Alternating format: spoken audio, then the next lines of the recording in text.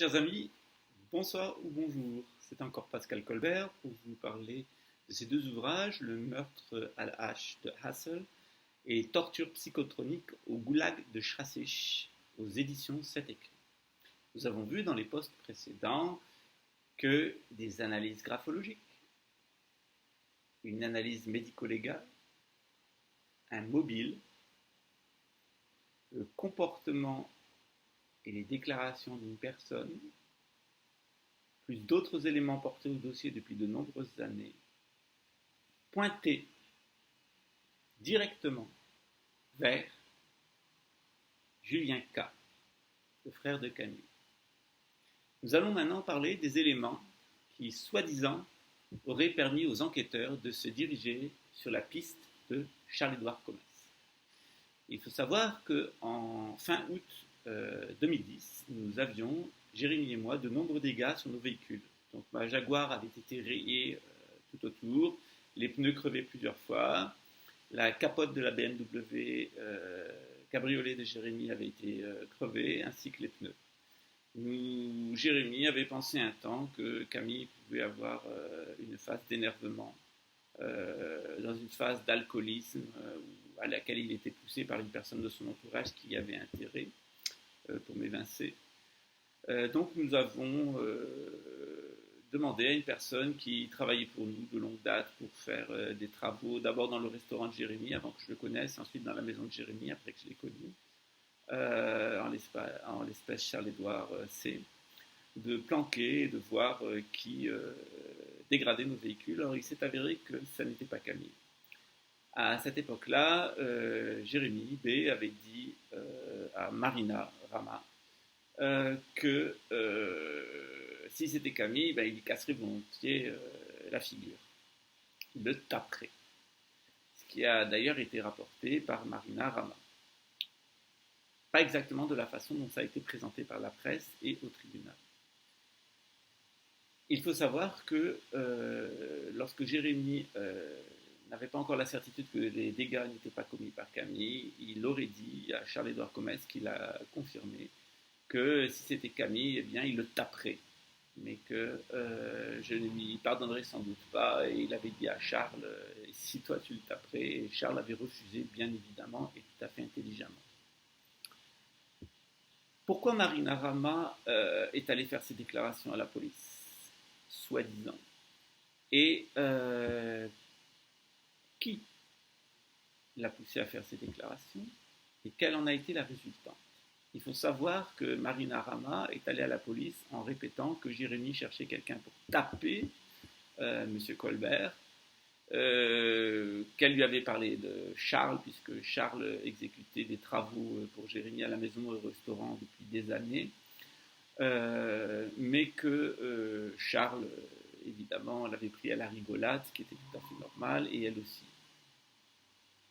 Par contre, une personne de l'entourage de Marina, c'est-à-dire Emmanuel Montero, qui a eu un rôle très important dans cette affaire, mais jamais au premier plan, puisqu'il a instrumentalisé un certain nombre de personnes, a poussé Marina Rama à aller à la police, en lui disant que ça a été Charles et que l'enquête le démontrerait, qu'elle serait inquiétée, puisqu'elle était au courant de l'ambition de Jérémy de taper M. Colbert au cas où il serait l'auteur des dégradations sur les voitures. Marina Rama s'est rendue à la police, sauf qu'elle est tombée sur le commissaire principal Christian K. et un de ses acolytes, et que ces déclarations ont subi une altération, qui est la suivante. Marina a rapporté 3 faits.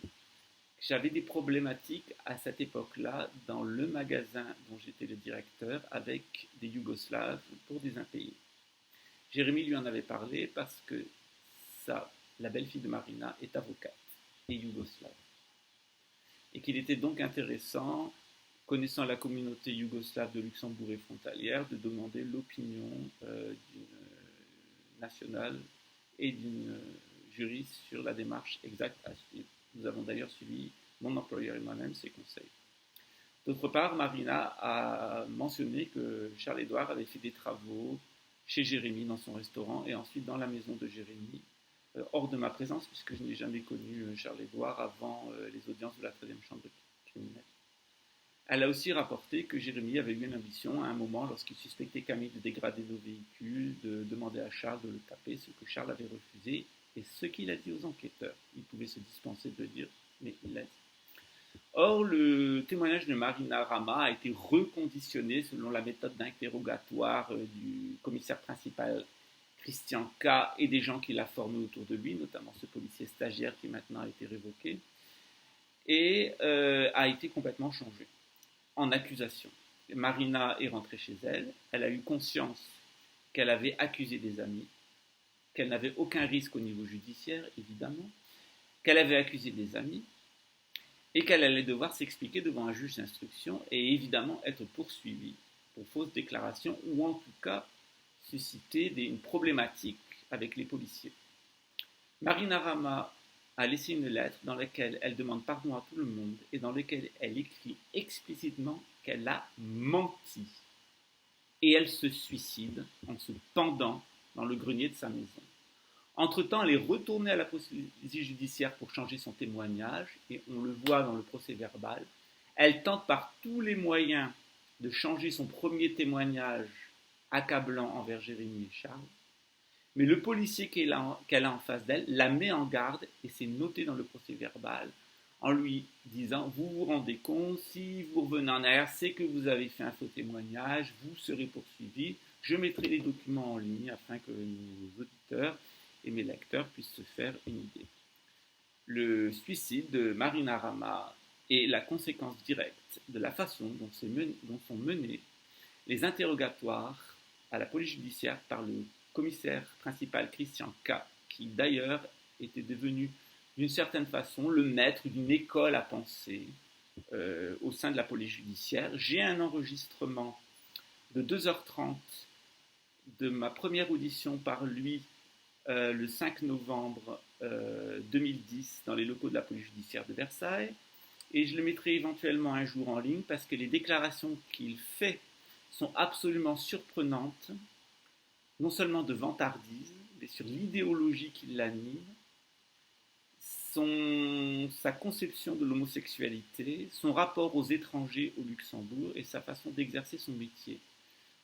En particulier, il dit que des îles lui parlent dans sa tête, que des îles le dirigent dans ses enquêtes, que les îles fabriquent des meurtres pour le faire travailler et progresser dans son métier, et que les îles le récompensent en lui permettant d'avoir des voyages dans des destinations étrangères. Je sais que ça a l'air complètement surprenant et fou, mais j'étais face à ce personnage qui tenait des propos absolument délirants. J'ai dû en plus établir mon alibi sous la menace d'aller en prison si je ne le faisais pas immédiatement, ce que j'ai pu faire grâce à des facturettes de cartes bleues que j'avais dans mon portefeuille. L'argument évidemment a été ensuite retourné contre moi en prétendant que je me serais préparé un alibi. Donc nous avons encore là un exemple de la méthode de travail à cette époque-là du commissaire principal Christian K., qui se voulait le poisson pilote de la police judiciaire et qui a beaucoup influé sur le comportement de ses collègues.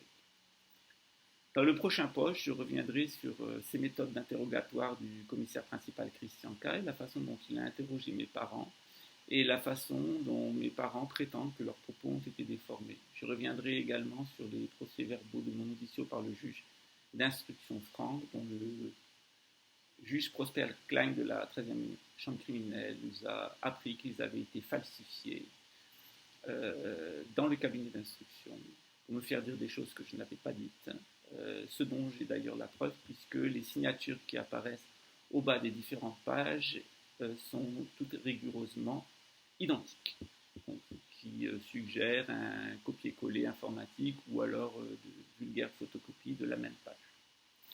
Tous ces documents, évidemment, seront mis en ligne. L'intégralité de ces falsifications policières ont été évoquées par les avocats et même par la substitut Jeanne Clément lors de l'appel, notamment de sa plaidoirie où, dans la première partie, elle a reconnu le comportement curieux du commissaire principal Christian K.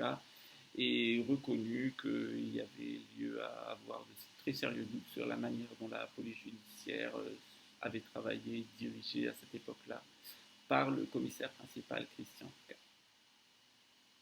encore des éléments intéressants à apporter au dossier, et hélas, encore une victime qui s'est suicidée suite à des interrogatoires menés à la police judiciaire. Reste à savoir quel rôle exact a joué l'ancien amant de Jérémy, donc le compagnon de Jérémy que j'ai évincé, parce que Jérémy vivait en couple avec ce compagnon lorsque je l'ai rencontré, et qu'il a mis fin à sa relation avec lui pour entamer une relation avec moi, ce que je savais. Donc ce personnage, Manuel Montero, a joué un rôle assez important dans cette enquête, en collaboration avec les enquêteurs de la police judiciaire, et nous y reviendrons dans le prochain post. À bientôt.